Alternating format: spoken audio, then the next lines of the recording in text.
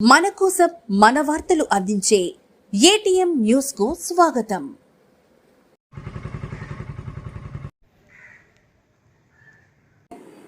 ఆత్మకూరు మండలం నలపరెడ్డిపల్లి గ్రామంలో భూమిలో లభ్యమైన పంచలోహ విగ్రహం.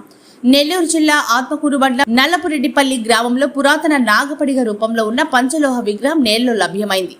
గ్రామంలో నిర్మించి గత కొద్ది రోజులుగా నిరుపయోగంగా ఉన్న చెత్త సంపద ఉత్పత్తి కేంద్రాన్ని సిద్ధం చేసేందుకు మండల అధికారులు ఆదేశించడంతో ఇక్కడ వాచ్మెన్ గా ఉన్న శ్రీరాములు చెత్త ఉత్పత్తి కేంద్రం చుట్టువైపులా ఉన్న చెత్తా చెదారాలను మట్టి గుట్టలను సరిచేస్తున్న క్రమంలో ఓ చోట నెలలో తవ్వుతూ ఉండగా ఓ వస్తువు బయటపడిందని అది ఏమిటి అని చూడగా నాగపడిగతో ఉన్న ఓ పంచలోహ విగ్రహంగా గుర్తించారు. ఈ విగ్రహం చాలా బరువుగా ఉండగా దాన్ని పక్కనే పెట్టి గ్రామస్తులకు ఈ విషయాన్ని తెలపడంతో గ్రామస్తులు అక్కడికి చేరుకొని నాగపడిక పంచలోహ విగ్రహాన్ని శుభ్రంగా కడిగి పసుపు కుంకుమ బొట్టు పెట్టి పూలు జల్లి పూజా కార్యక్రమాలు చేపట్టారు.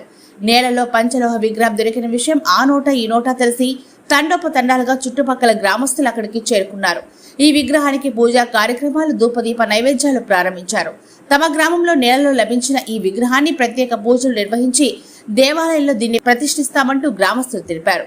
ఈ విషయంపై గ్రామస్తులు మాట్లాడుతూ తమ గ్రామంలో మట్టిలో ఈ విగ్రహం లభించడం ఆశ్చర్యంగా ఎంతో ఆనందంగా ఉందని తెలిపారు. ఆదివారం రోజు తమకు విగ్రహం లభించడంతో గ్రామస్తులు ఇక్కడే ఈ రోజు ఎంతో భక్తితో పొంగళ్లు నిర్వహించి ప్రత్యేక పూజలు చేశారు.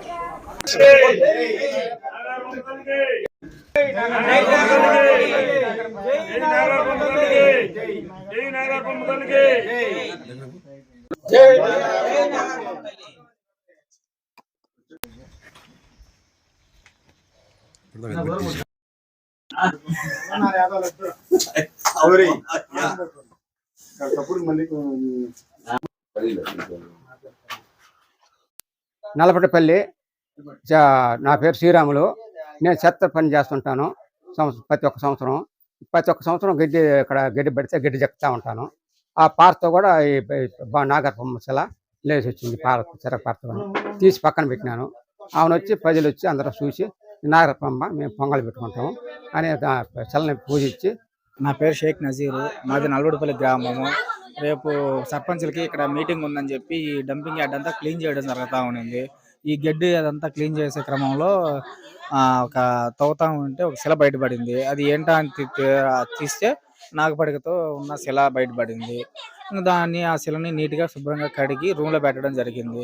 ఆ శిల బయటపడేసరికి ఊళ్ళో పక్కన వాళ్ళందరూ వచ్చి చూస్తూ ఉన్నారు. ఆ శిల బయటపడినందుకు మా గ్రామ ప్రజలందరూ బాగా సంతోషిస్తూ ఉన్నారు.